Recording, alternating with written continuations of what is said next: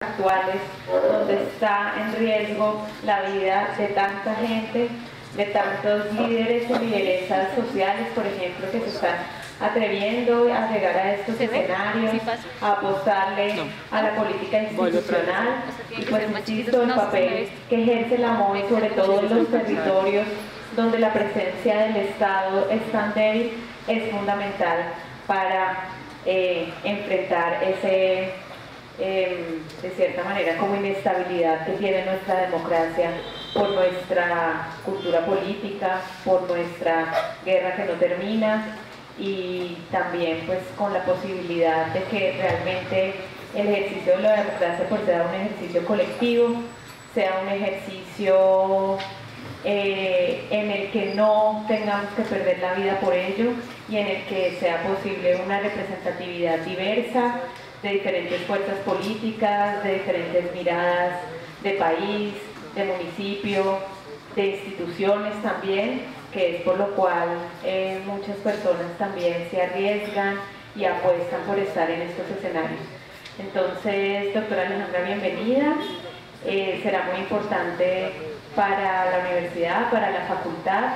También la Facultad de Ciencias Humanas y Artes pues viene haciendo un ejercicio hace varios años en un convenio que tenemos con la MOE, especialmente el programa de Ciencia Política y el programa de comunicación, también haciendo un seguimiento muy importante a la manera como los medios locales y departamentales cubren nuestras elecciones. Entonces pues estamos en un momento muy especial para escuchar lo que viene haciendo la MOE.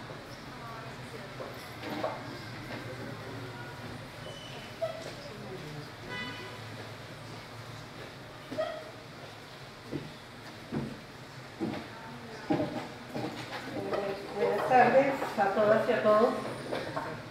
Muchísimas gracias a la universidad por la invitación a acompañarnos hoy en la Cátedra para la Paz, que realmente es un compromiso de la misión de observación electoral.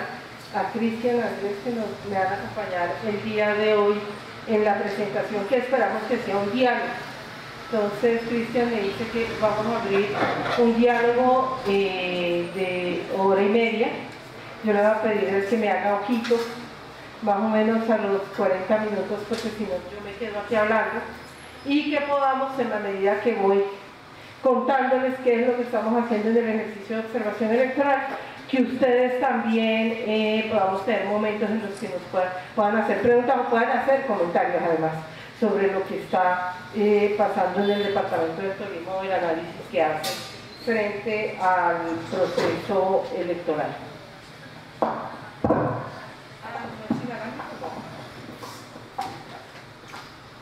Bueno, nosotros el próximo martes vamos a presentar a nivel nacional los mapas de riesgo electorales. Nosotros empezamos a hacer mapas de riesgo electorales desde el 2006. Para cada proceso electoral, cada uno de los procesos electorales tiene un cuadro de estos, con unas variables y con unos factores de riesgo que son estos, diferentes. Y estas son las variables. Para este proceso electoral estamos hablando alrededor de 37 variables. Cada una de estas variables es leída por el equipo, por un equipo de expertos que vienen de diferentes universidades, instituciones, por organizaciones que tienen muchísimo reconocimiento en el tema, y que lo que terminamos haciendo es un cruce de información para poder entender cómo estamos nosotros avanzando en las elecciones. ¿Por qué empezamos a hacer estos mapas de riesgo electoral desde el 2007? Porque no podíamos salir a observar en un país como Colombia sin saber exactamente qué era lo que teníamos que observar, cómo teníamos que observarlo y con qué podríamos encontrarnos en el camino de la observación.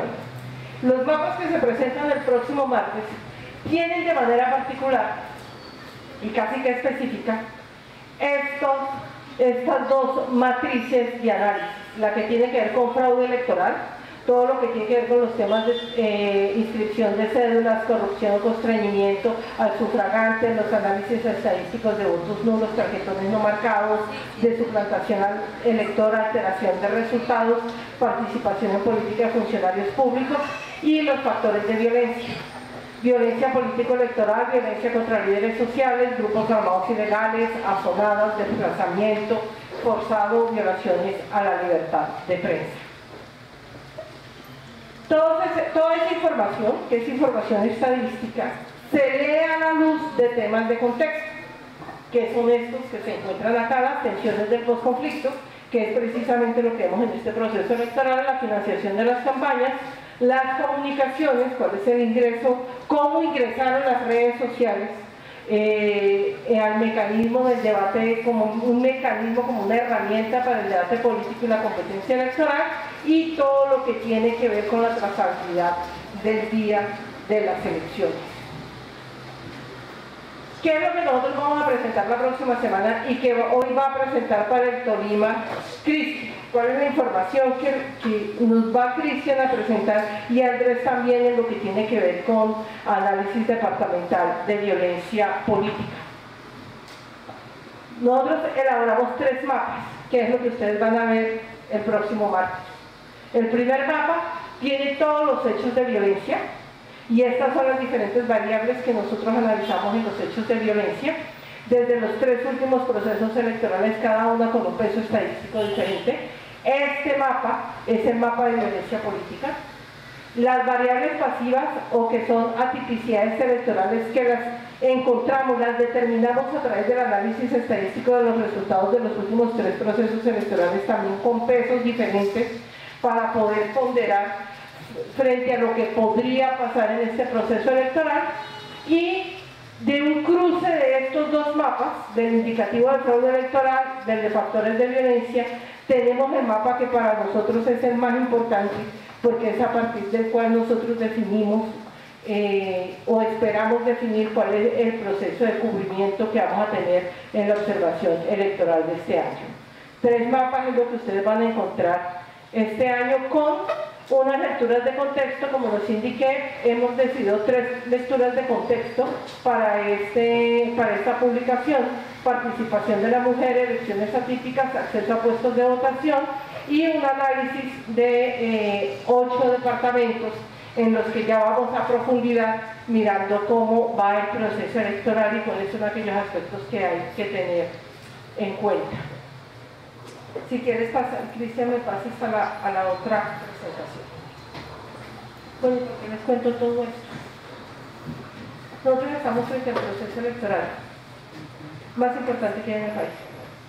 Cuando nosotros salimos a observar elecciones presidenciales, o cuando nosotros salimos a observar elecciones al Congreso, tenemos absolutamente claro que el poder real, que el poder efectivo es el que se está jugando en este proceso electoral, no es el que se juega en las elecciones presidenciales ni en las elecciones a Congreso.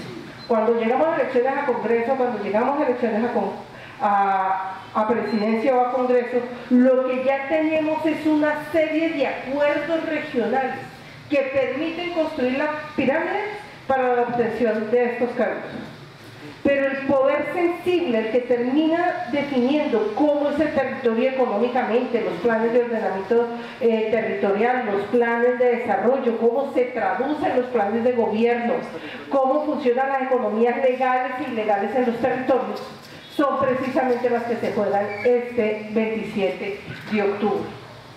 ¿De qué magnitud estamos hablando?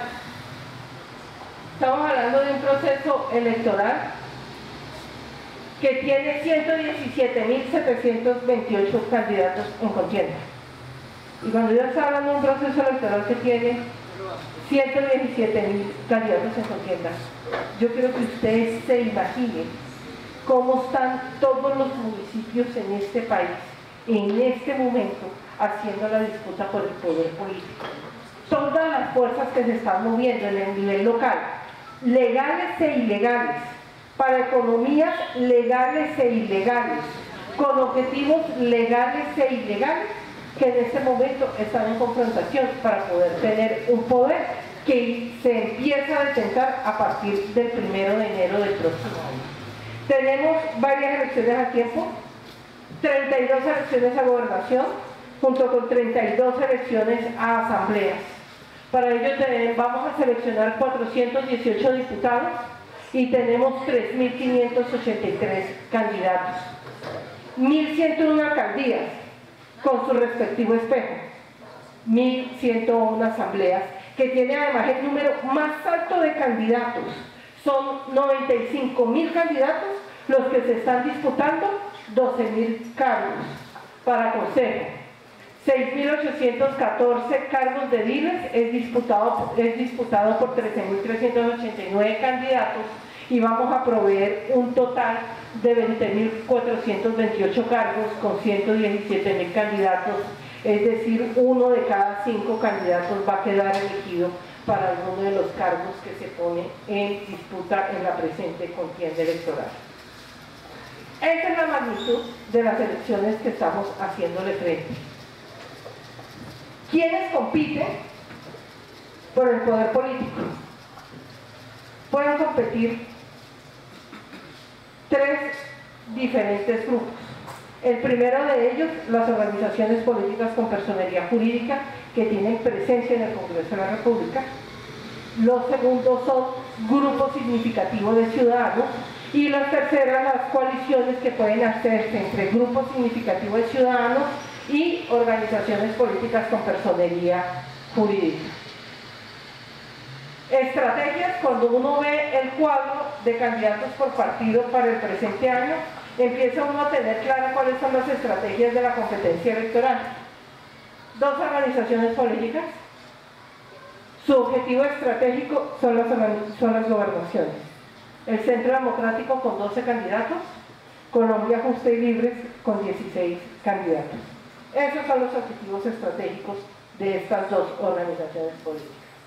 Y de Colombia Justa y Libres hago la siguiente mención: una gran capacidad para presentar candidatos, 3.795 candidatos presentan a nivel nacional, con la siguiente nota: es una organización política que nace el año pasado con personería jurídica.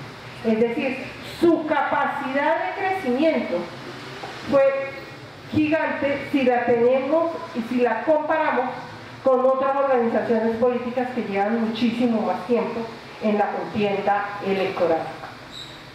Los 4 partidos tradicionales grandes hacen especialmente la apuesta por los consejos, es decir, son los que están buscando estratégicamente la presencia en la burocracia local, y es aquí donde con el 40% de los candidatos que ponen a jugar terminan definiendo e influyendo sobre los planes de desarrollo y planes de ordenación. Termino con lo siguiente: lo que nosotros vimos ahora en términos de financiación de las campañas políticas es lo que nosotros podemos ver a través de cuentas claras. Pero hay otra reforma sobre la que tenemos que avanzar y que cada proceso electoral no lo ratifica, y es la reforma sobre la capacidad y el músculo que tiene la autoridad electoral para poder hacer la vigilancia efectiva frente a los recursos que ingresan, que se gastan y el origen de los mismos en las campañas políticas. Todos conocen a la señora Merlano, ¿cierto? Este es el reporte de cuentas de la señora Merlano, que estuvo entre de los 5 congresistas más votados de este país, 5 senadores más votados el año pasado. Su reporte, último reporte, fue total de ingresos de campaña, total de gastos de campaña. ¿A alguien le llamó la atención esto? A nadie. A nadie le llamó la atención esto. A nadie le llamó en el Consejo Nacional Electoral la atención de haber visto una ciudad llena de información sobre la señora Ida Merlano, que hubiera sacado entre las 5 votaciones más altas de este país. Después de que la allanaron, le encuentran 1.700 millones de pesos en Casablanca, que era la sede desde donde se hacía la compra de votos, y absolutamente a nadie le llamó la atención que no tuviera ni ingresos ni gastos. Razón por la cual a nosotros, que nos llaman la atención las cosas, hicimos este ejercicio para todos los departamentos. Y nos llama muchísimo la atención que en el Tolima se esté haciendo, como en el resto del país, campañas muy austeras. Que solamente el señor José Ricardo Orozco, del Partido Conservador, del Partido de la UIASI, para la gobernación, haya reportado ingresos por 1 millón de pesos. pero no se ha gastado nada. Pero ya tiene 1 millón de pesos. Que la señora Martínez, el señor Palomino y el señor Pinto no tienen plata. Nada. No hay ni una valla, ni un afiche, y ya llevamos 2 meses de campaña. Nada. Porque hasta el 18 de septiembre, por lo menos, y si después públicamente me disculpo, si después del 18 los ingresaron, pero quiero dejar absolutamente claro que eran datos hasta el 18 de septiembre, no tenían reportado nada. Y que para la alcaldía de Ibagué, me quito el sombrero, el señor Leonidas López ha reportado, y es el que más reportes tiene de ingresos, 73 millones, y ha reportado gastos por 48 millones. Independientemente del tamaño de la campaña, me quito el sombrero, porque ha reportado, porque ustedes no se imaginan, la señora Gaitán, nada más tiene ingresos de 1.166.000 pesos hasta el 18 de septiembre, el señor Ernesto Delgado solamente de 1 millón de pesos hasta el 18 de septiembre. La señora Diana Elizabeth, la candidata Diana Elizabeth, está endeudada porque nada más ha tenido ingresos de 1.600.000, pero se ha gastado 10.200.000. Eso es absolutamente normal en una campaña, no haré ningún comentario, es normal que uno se endeude, pero ha reportado que tiene deudas por 9 millones entonces y pico. El candidato del Partido Liberal solamente tiene ingresos de 1 millón de pesos, no se ha gastado nada, entonces pues creo que ustedes pues, es lo que han visto en medios de comunicación, porque nada más. Y el resto de candidatos, Zárate y de Barreto, Bocanegra, Girón, Correa y Hurtado, no tienen ni ingresos ni gastos reportados hasta el 18 de septiembre. Pues se nota que la ciudad está en crisis, porque no hay recursos para hacer campaña, y lo que quizás vale la pena recordarles es que no es una decisión de los candidatos a reportar recursos. Ya lo que le pasó a Daniel Villamelano, no es una decisión de ellos. Tienen que reportar recursos cada 8 días. Hasta 2 meses después de elecciones es que entregan libros, pero se cruzan con la información que entregan a cuentas claras cada 8 días, con información a la que nosotros le hacemos seguimiento. Que esa información es absolutamente relevante para todos, porque yo tengo derecho a escoger si quiero votar por un candidato que es financiado por un ciudadano, por un grupo de ciudadanos X, si es financiado por una empresa, si es financiado por un grupo de contratistas, o si se financia él solamente y exclusivamente y toda la plata la pone en su bolsillo. Para mí, como ciudadano, es información relevante. Para ustedes, como ciudadanos, es desinformación relevante. Porque como ya vimos, después de que pase el proceso electoral, muchos candidatos y candidatas habrán donado desinteresadamente a la democracia casi 4 meses lo que se gastaron en la campaña electoral. Y eso se traduce, lamentablemente, después en contratos a los que les tenemos que hacer seguimiento para que no se vuelvan hechos de corrupción. Agradezco muchísimo la atención prestada y a Cristian le doy la palabra para la presentación del mapa de riesgo electoral.